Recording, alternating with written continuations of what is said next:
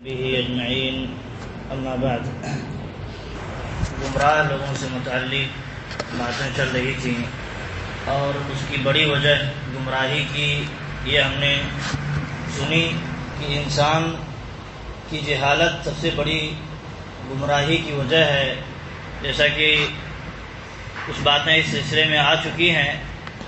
اور ایک بات آپ دیکھیں، اللہ رب العالمین قرآن کریم کے اندر ارشاد فرماتا ہے لقد كفر الذين قالوا ان الله هو المسيح ابن مريم قل فمن يملك من الله شيئا ان اراد ان يهلك المسيح۔ اللہ رب العالمین نے ان گمراہ نصارہ کا جو عقیدہ تھا اس کا ذکر کر کے اللہ رب العالمین نے انہیں سمجھانے کی کوشش کی ہے کہ جو جہالت میں تم لوگوں نے ایک عقیدہ بنا لیا ہے وہ عقیدہ درست نہیں ہے۔ اللہ رب العالمین نے فرمایا کہ جن لوگوں نے کفر کیا اور کہا کہ اللہ مسیح ابن مریم ہے، یعنی عیسیٰ علیہ السلام، عیسیٰ ابن مریم علیہ السلام یہی اللہ ہے، یعنی ایک بندے کو نصارہ نے اپنی جہالت میں اللہ بنا ڈالا، اپنی جہالت میں ایک بندے کو، ایک نبی کو، ایک رسول کو اللہ بنا ڈالا۔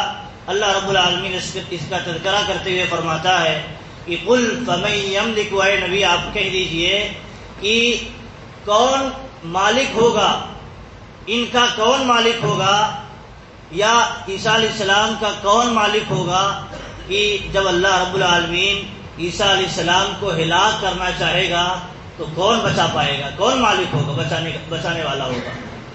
یعنی عیسیٰ علیہ السلام کے پاس اگر وہ اللہ ہوتے تو وہ خود کو بچاتے، بلکہ اسے کوئی ہلاک ہی نہیں کر سکتا، لیکن اللہ رب العالمین کہہ رہا ہے کہ انہیں ہلاک اگر میں کرنا چاہوں تو کون اسے روک سکتا ہے، کون مجھے روک سکتا ہے اس کو ہلاک کرنے سے۔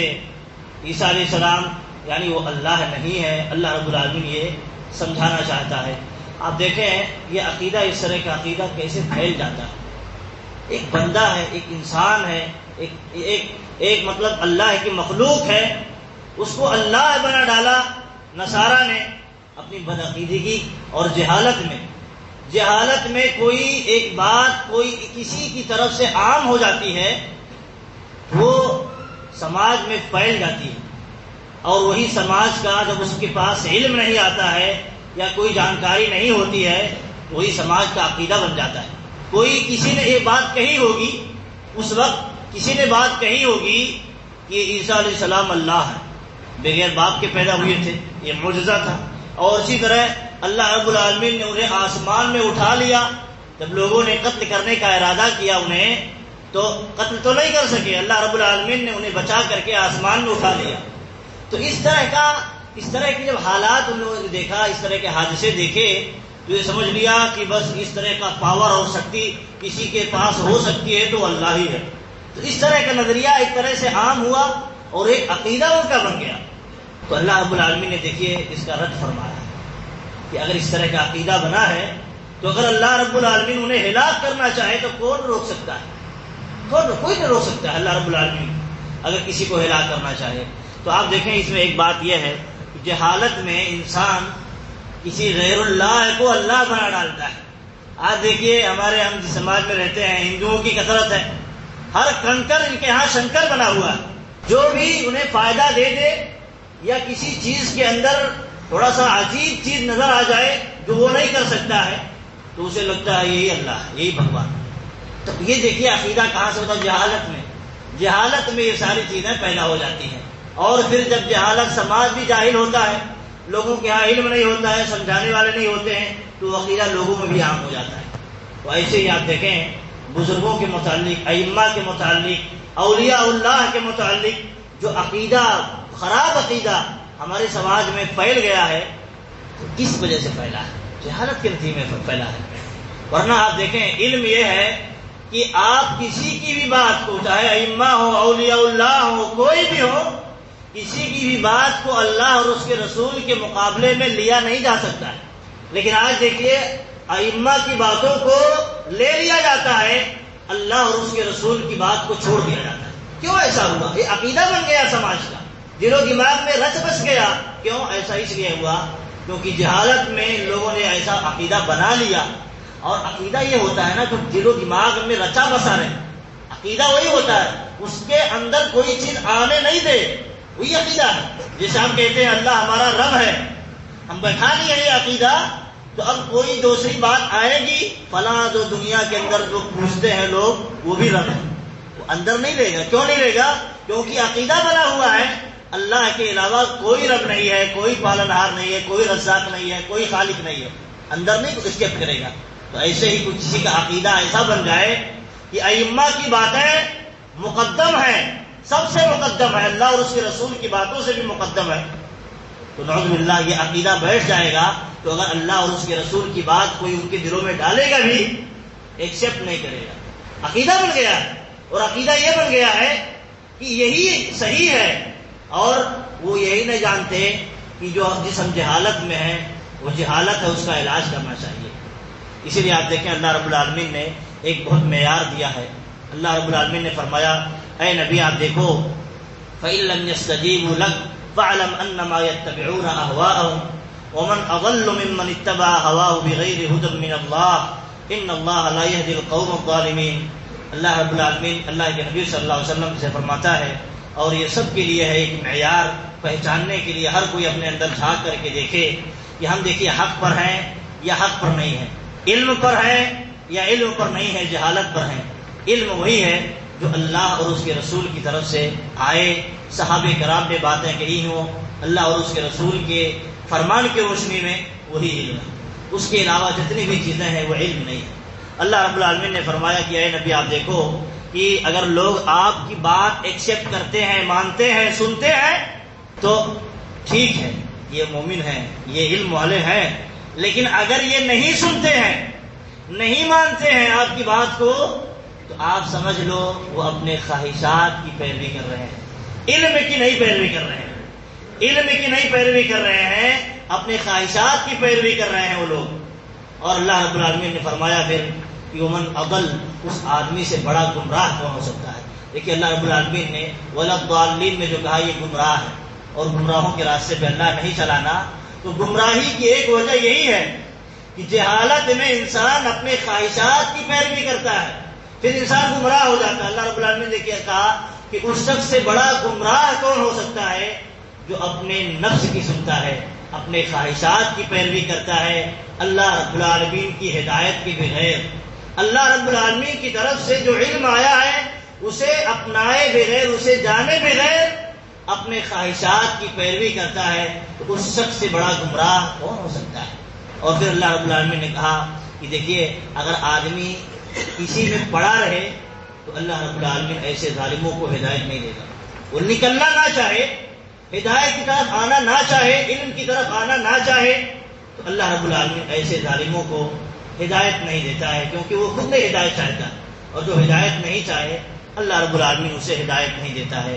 اور آپ دیکھیں اللہ رب العالمین نے ایک جگہ اور فرمایا وَإِن تُطِعْ, نصیحت کی نبی صلی اللہ علیہ وسلم کو اور تمام لوگوں کو, وَإِن تُطِعْ أَكْثَرَ مَن فِي الْأَرْضِ, اے لوگوں, اے نبی صلی اللہ علیہ وسلم اگر تم لوگوں کی اکثریت جو دنیا میں ہے اس کی پیروی کرنے لگو گے, يُضِلُّوكَ عَن سَبِيلِ اللَّهِ, تو لوگ آپ کو اللہ کے راستے سے, جو علم والا راستہ ہے, ہدایت والا راستہ ہے, اس سے گمراہ کر دیں گے.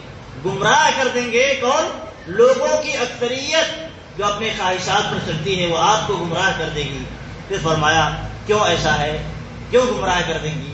کیونکہ اللہ رب العالمین نے فرمایا ان یتبعون الا الظن وان هم الا یخرصون, کیونکہ ان کے جو اعمال اکثر ہوا کرتے ہیں وہ ظن کی بنیاد پر ہوتے ہیں, وہ خواہشات اور اٹکل پر چلتے ہیں. اچھا لگتا ہے انہیں, بھلے اچھا نہ ہو, بھلے شریعت میں اچھا نہ ہو, انہیں اچھا لگتا ہے, اسی پر چلتے رہتے ہیں, اسی پر چلتے رہتے ہیں.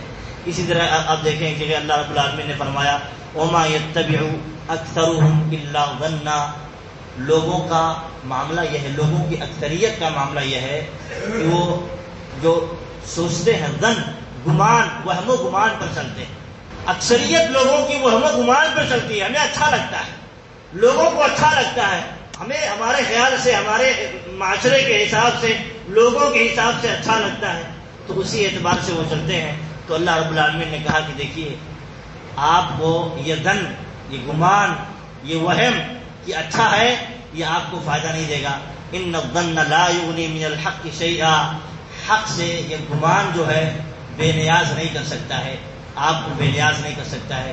ان اللہ علیم بما یفعلون، اللہ رب العالمین جانتا ہے، جان رہا ہے جو کچھ لوگ کر رہے ہیں. اس لیے دیکھیے یہ علم کی جہاں بات آتی ہے کہ علم حاصل کرنے کے بغیر، علم حاصل کیے بغیر انسان عبادت نہ کرے، اور عبادت کرنا چاہتا ہے اور عبادت کے لیے اسے اس کے ہاں حرص ہے، تڑپ ہے اور کامیابی چاہتا ہے، تو اس کے لیے علم ضروری ہے. علم پہلے حاصل کرے، اس کے بارے میں معلومات حاصل کرے، پھر عبادت کرے، تبھی اللہ رب العالمین کے ہاں مقبول ہوگا، ورنہ وہ عبادت مقبول نہیں ہوگی، ریجیکٹ ہو جائے گی. اسی سلسلے میں اللہ کے نبی صلی اللہ علیہ وسلم نے ایک بات فرمائی. ایک واقعہ ایسے ہوا تھا، صحابہ کرام کا ایک قافلہ گیا تھا کسی سفر میں، ایک صحابی کو زخم لگا سر پر، اور اسی حالت میں وہ جنبی بھی ہو گئے، اتفاقاً جنبی بھی ہو گئے، ناپاک ہو گئے، غسل کی ضرورت تھی. تو صحابہ کرام سے فتویٰ پوچھا، انہیں جو علم تھا اسی کے مطابق انہوں نے بتایا کہ جنبی کی حالت میں غسل ضروری ہوتا ہے. تو فتویٰ دے دیا کہ غسل کرنا ضروری ہے. تو وہ نہائے اور وہ مر گئے، جسم میں پانی گیا، سر میں پانی گیا، وہ مر گئے. اللہ کے نبی صلی اللہ علیہ وسلم کے پاس یہ معاملہ آیا تو اللہ کے نبی صلی اللہ علیہ وسلم نے ناراضگی جتائی، غصہ جتایا، کہا کہ ان لوگوں نے اسے قتل کر دیا، اللہ انہیں بھی قتل کرے. پھر اللہ کے نبی صلی اللہ علیہ وسلم نے ایک تربیت کی، لوگوں کو، صحابہ کی تربیت کی. کہا دیکھیے الا سألوا، ان لوگوں نے کیوں پوچھا نہیں؟ کیوں نہیں پوچھا؟ نہیں معلوم تھا تو کیوں نہیں پوچھا؟ اذا لم يعلموا، انہیں معلوم نہیں تھا مسئلہ تو پوچھا کیوں نہیں؟ پھر آ کے اللہ کے نبی صلی اللہ علیہ وسلم نے فرمایا فإنما شفاء العی السؤال، کہ جو بیمار ہوتے ہیں، بیمار، ان کے لیے شفا کیا ہے؟ سوال کرنا، معلومات لینا، یہی اس بیماری کی دوا ہے. آپ دیکھیں یہ جہالت کی بیماری کی دوا اللہ کے نبی صلی اللہ علیہ وسلم کیا بتاتے ہیں؟ علم حاصل کرنا، سوال کرنا، علم لینا. نہیں معلوم ہے تو پوچھنا. یہ جہالت کی بیماری کی دوا ہے. اور دنیا میں سب سے بڑی بیماری کیا ہے؟ جہالت. جہالت سب سے بڑی بیماری ہے، سب کے ہر کوئی جانتا ہے، چاہے مسلمان ہو غیر مسلم ہو، سب جانتے ہیں دنیا میں سب سے بڑی بیماری جہالت ہے.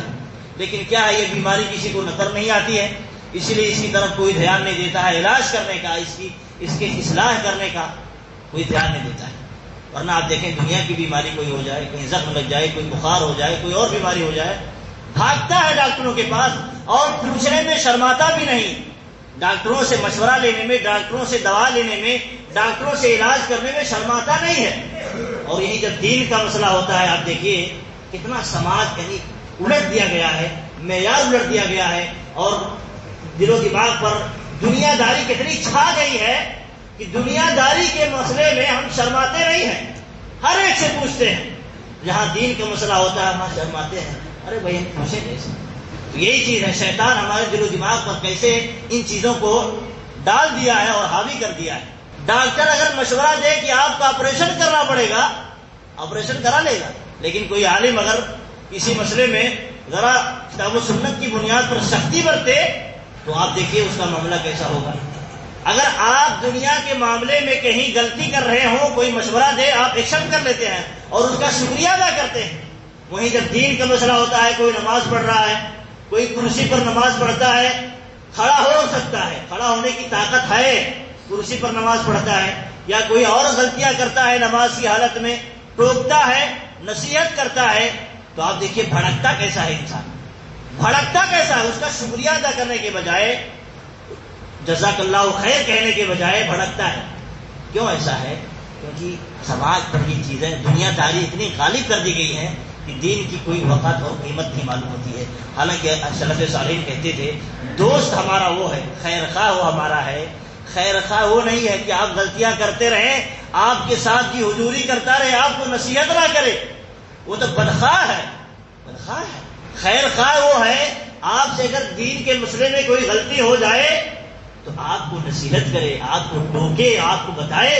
کیونکہ آپ جانتے ہیں جیسے دنیا کے مسئلے میں آپ کسی کا شکریہ ادا کیوں کرتے ہیں؟ اس لیے کرتے ہیں کہ کہیں اگر ہم یہ بات نہ جانتے تو خطرہ ہو سکتا، نقصان ہو سکتا، تو آپ اس کا شکریہ ادا کرتے ہیں کہ نقصان سے اس نے ہمیں بچا لیا.